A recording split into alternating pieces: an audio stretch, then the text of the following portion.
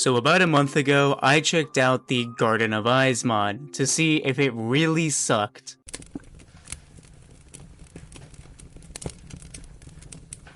But now on the opposite end of the spectrum, today I will be checking out what is highly considered the best mod in Elden Ring, the Convergence mod, to see if it's actually the best.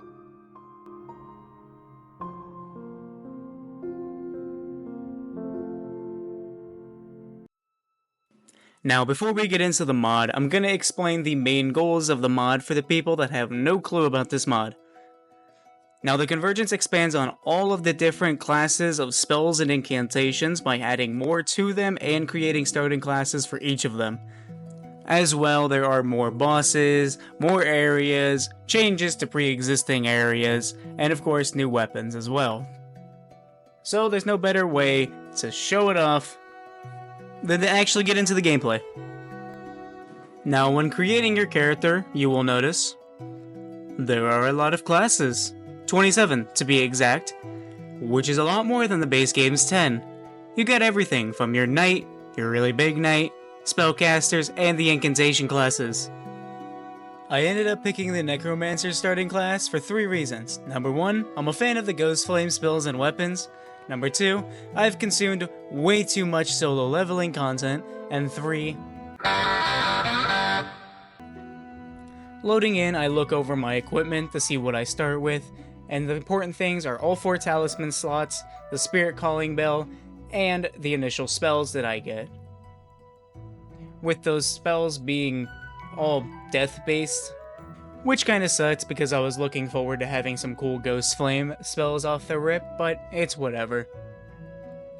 I go over and grab the collection of items that includes the physic crafting kit and the whetstone knife.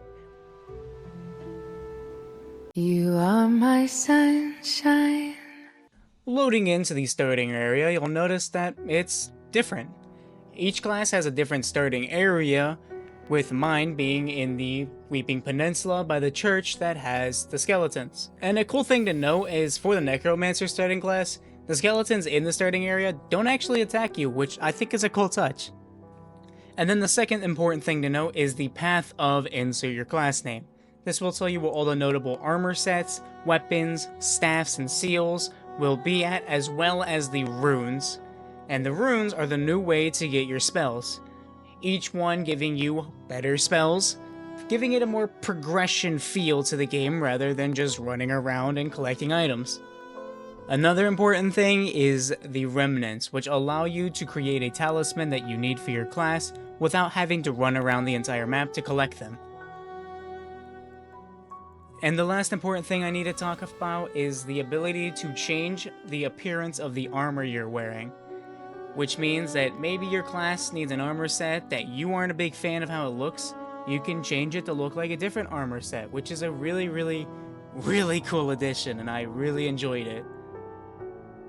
I head towards the area that has the next rune that I need, and it was just across the street from where I started at. I ended up having to fight a cemetery shade, which is one of my least favorite enemies in the entire game, and I had to fight it with really bad spells.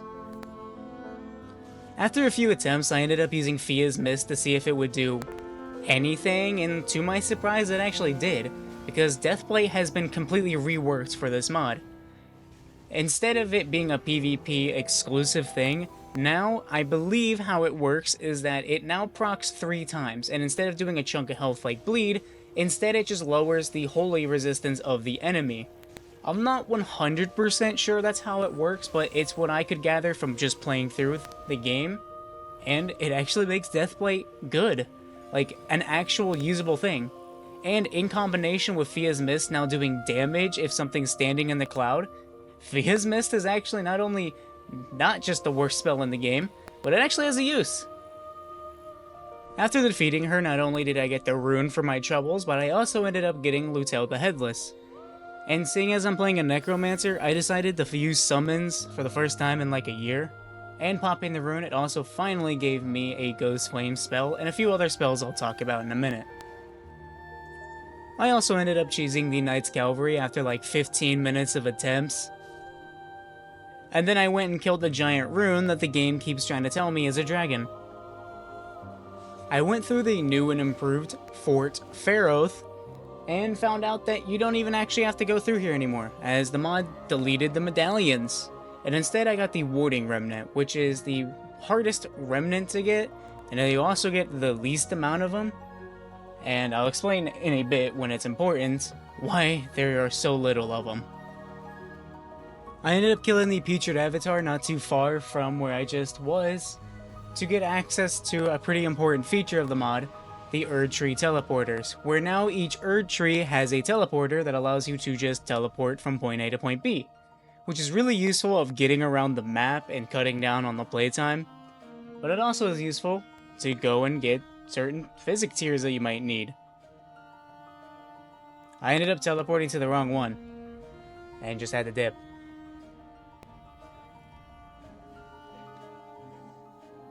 This time I teleported to the right one, where usually there was the Erd Tree that gives you all the elemental tiers, but instead it was an ancestral shaman. Which is cool that there's not just the same Erd Tree avatar in each location. Although, sometimes what they put in that spot is even more annoying than the avatars.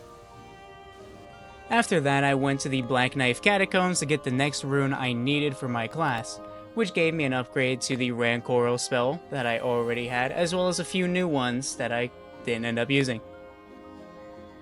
After upgrading my staff and weapon, it was time to face Margit, who has actually been changed to have more HP, which is an actually good change, considering Margit becomes a pushover after you do multiple runs through the game. So instead I'm going to use this fight to talk about the changes to the summoning mechanic. Now, instead of costing FP to summon an ally, instead, it just takes away HP, FP, and stamina. But you can get around this with a spell that you get in the Necromancer class. I don't know if any of the classes get a spell that does the same thing, but if you know, tell me in the comments, and while you're down there, you can hit the like button, and potentially even subscribe. Yes, I am shamelessly plugging into this fucking fight. Leave me be. With Margit dead, it was now time for Godric, who has been given the Margit treatment with being injected with steroids. Godric is now more tanky and is faster, which surprisingly makes Godric an actual fight. Like, it's not just, you can't just clown on him anymore. Except I did, because it was still a first try, GG easy. Next up was the Tibia Mariner and Altus to get the Rose's Scythe, which is the weapon I will use for the rest of the run due to the fact that it has both Deathblight and Bleed buildup on it. I also went and killed Necromancer Garrus to get the Prince of Death's staff, which is the better version of my current staff.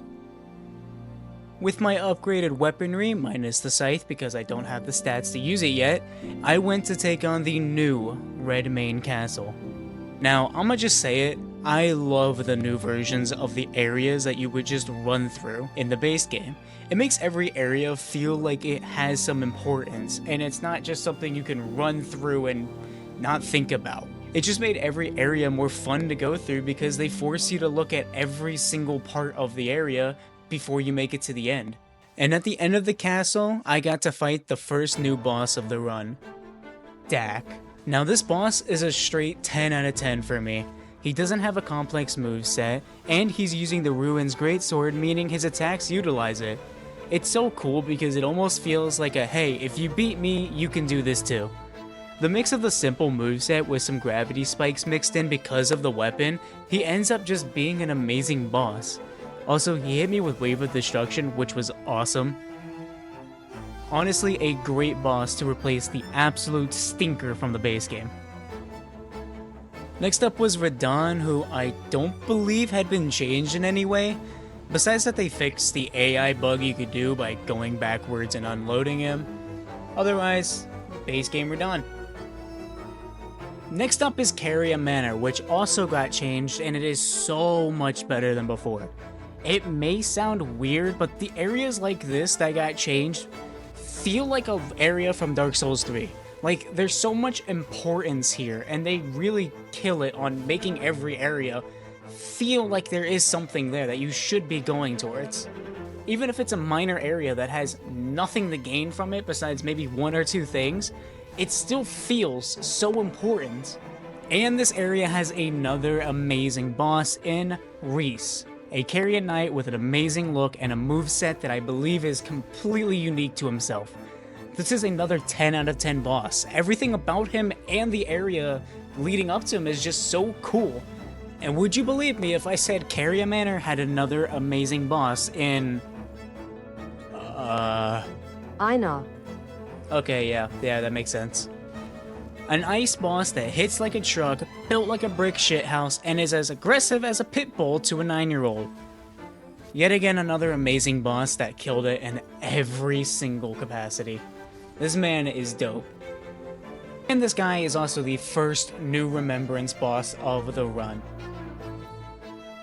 Moving on to Lanedale, which has actually been changed for the worse, in my opinion. This area has so much in it that it becomes a maze if the path has been changed. I legit spent an hour trying to figure out where I had to go, and I still didn't figure it out on my own. I had to look up where to go. But luckily, the boss that was awaiting me was another amazing boss. I may sound like a broken record at this point, but seriously, they cooked with this guy. This is Sigurd, the Knights Captain, who is the captain of the Knights Cavalry. So you already know this man is dripped out in the Knights Cavalry armor with omen horns sticking out, with this awesome club and chain weapon. It's just, this is genuinely my favorite of the new bosses. This guy is amazing, and I am so upset I couldn't get his armor. That's like the only bad part about the boss, is I couldn't wear this amazing drip of his. Another cool thing is after defeating him, you get access to the Knights Cavalry horse, which is just an upgrade of Torrent, where you move faster with this version of him, which is such a cool feature.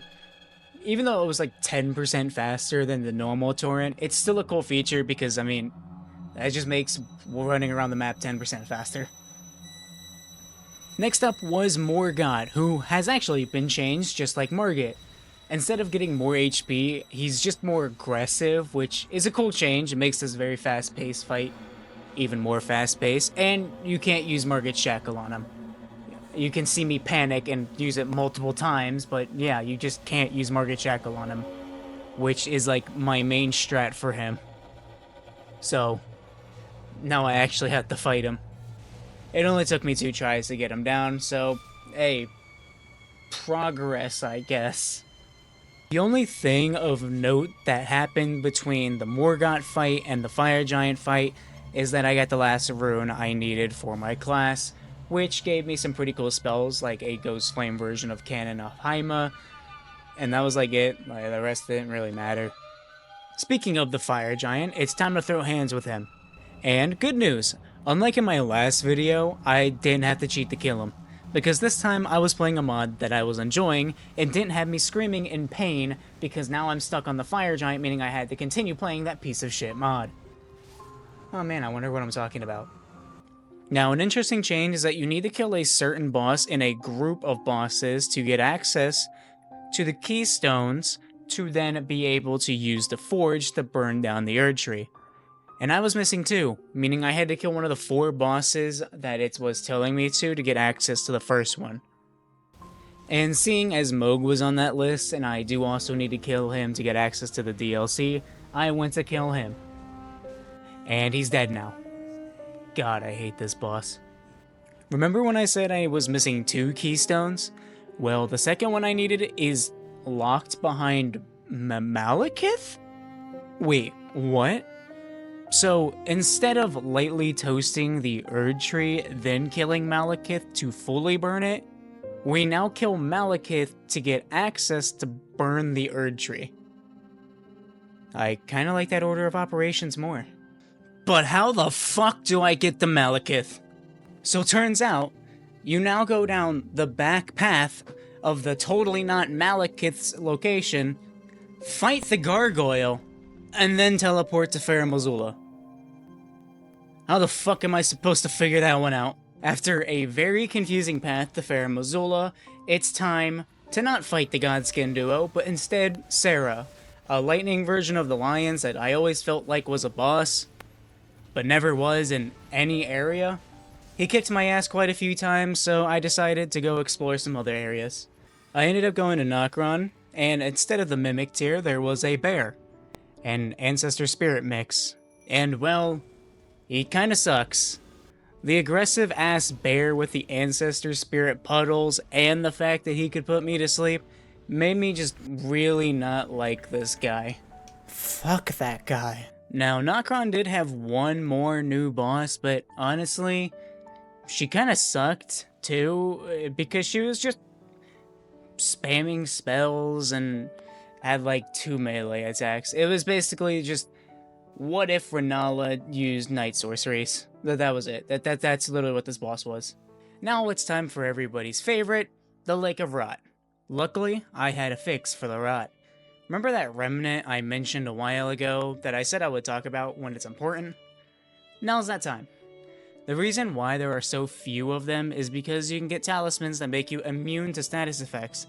So for the Lake of Rot, I didn't have to worry about the rot. On top of that, this area was changed and it is so much better. Now you have to light 4 torches to be able to enter where you would fight Estelle, and one of them is locked behind the Dragonkin soldier that's down here, which is so cool. Overall, this area is just so much better, and I actually had a fun time exploring this area. And fun fact, they deleted Estelle. He is now replaced with my favorite new Remembrance boss, the Rot Vessel, who in first phase is a lot like the Demi-Human Queen, and I only have 2 very minor nitpicks with the first phase. Number 1 is that this fight really wants you up close. Staying far away just makes him put out more rot on the ground, and even if you use the Warding Remnant to avoid the rot buildup, you still take damage from it, which means in a mod mostly about sorceries and incantations, they made a boss you can't use ranged spells against. I'm not totally against the idea, I actually quite like it. It makes him stand out amongst the rest of the bosses. And the only other problem I have is that I wish that his phase 1.5 happened a bit sooner. He throws the staff when he gets to about 25% HP, but that doesn't give you enough time to really admire the new moveset. Again, a very minor nitpick, but nothing game-breaking or ruining the boss. But phase 2, oh man, phase 2 is based around the second phase Demon Princes, which is the worst part of the Demon Prince fight, but they make it work. Not only does it look amazing, but it's not overly complicated, and it's a unique version of the boss, not just the same boss from before. They made a good version of a boss that people have mixed feelings about, because they removed the laser and the explosion attack from them and gave him some new moves to compensate for that. But even with the removed moves, wow, that is a real big tongue twister, the boss is still hard, and I had to come back to him later. But I love this fight, and it makes me excited to see what they could do with bosses that are already amazing, like Gale or Medir. It makes me genuinely excited for the future of this mod. I went to the Deep Root Depths to get the last rune I needed, but before I got it, I found a mausoleum that let me dupe my equipped weapons. So, extra scythe for me! I went and killed the guy I needed to be able to get the last rune I needed, but on top of the rune, he also gave me a summon for himself. And because he was a skeleton and also used Ghost Flame, I decided to actually switch to him instead of Lutel.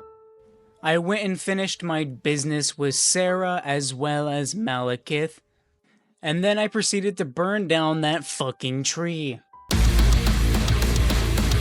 And with my second scythe acquired, it was time to defeat the Rot Vessel, which I did.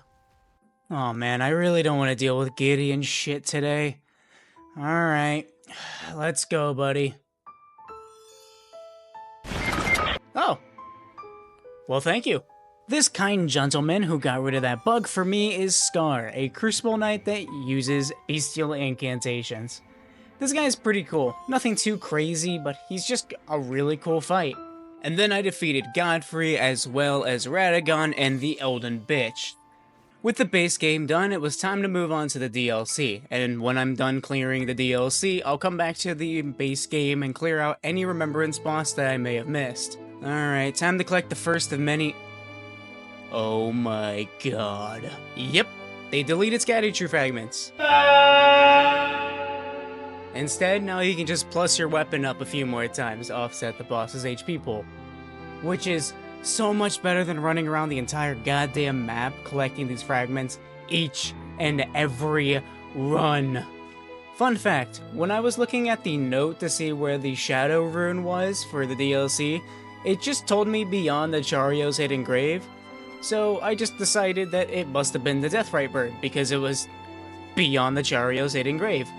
And I'm just gonna let my microphone explain what happened. Sir, I'm gonna need you to stop fighting. I am the main character. You must give me what I seek. It is in your contract for your existence in this godforsaken game. Oh shit.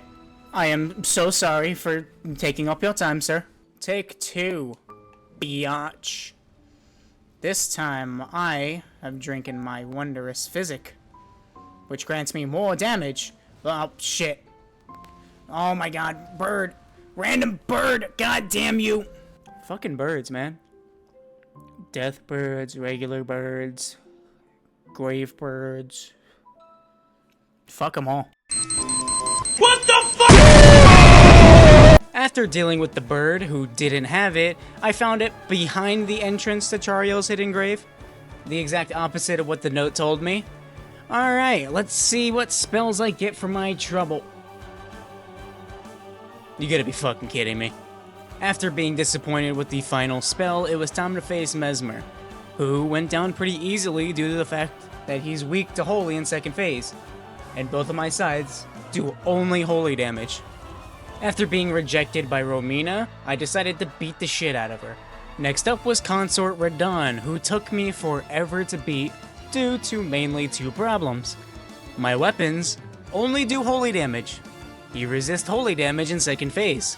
My Skelly Bro is weak to holy, which he does in second phase. Meaning I had to just get good to kill him, which took me 3 hours to do. I probably should have just switched builds, but I didn't end up doing it because I did not like the idea of going through the entire goddamn game again, just to find every single rune for a different class. Plus I would have to find the starting area to get the notes to know where I had to go. So after 3 hours of brute forcing it, I got his ass. Now it's time to go back and face the bosses that I had missed. First one up is the Godskin Matriarch, who is quite cool. She has some Sister Freed moves and her own, and she's aggressive as fuck. Due to me being over-leveled as fuck for these bosses, I let my summons fight them and I would stay back and put them in the second phase. And multiple times she went after me and stick to me until I was dead. Overall, a great boss. Next up is Spirit Shaper Chimera, a boss from the Dark Souls 3 Convergence mod, which if you guys want me to play, I will definitely be playing it in the near future. But this guy, honestly isn't a surprise anymore, is also a great boss. I love the fact that he uses animals to attack you, and hell, even sometimes turns into animals to attack you. This guy was just so good. Hell, even his arena is amazing. It's awesome that all the Remembrance fights have just been amazing. None of them have been a miss. And funny enough, the last Remembrance boss is Dairu, who is definitely the weakest of the Remembrance bosses, but that doesn't mean he's bad. He's using the Leonine Misbegotten moves first phase, and then goes full WWE on your ass the second phase. He's definitely the simplest of the Remembrance bosses, but it works out for him because of his cool design and the fact that he's in the Misbegotten area anyways, so he just gets a cool boss arena by default. And with that, that's the Convergence mod. So, does it live up to the hype? It beat all of my expectations. There was very little I disliked about the mod, and even then the good parts made me forget about the bad parts. I'm excited to play this mod more in the future, which leaves me to what I want to say after this. I watched Dumpy Kong's video on the mod after I got all the footage for this video, and he used multiple classes for his video, and I didn't. So because of that, if this video gets, I don't know, like 200 likes, I'll upload runs with the other classes until I'm done with all of them. That's 27 more videos of this mod that could come out, so if you want to see more, it's that button's down there. Go press it. Now. And yeah, that's it. Thank you for watching, and I'm gonna go take a nap. This shit took way too long. Hello. That was the outro. If you want to click off, you can now, but for those who stayed, I have two things to talk about real quick. First, thank you guys so much on the support on the last video. It's insane to me it got that many views, and I'm also sorry for the bad mic quality. I use CapCut for these videos, and in the voiceover option, you can select to remove other sounds. So sorry I didn't know about that sooner.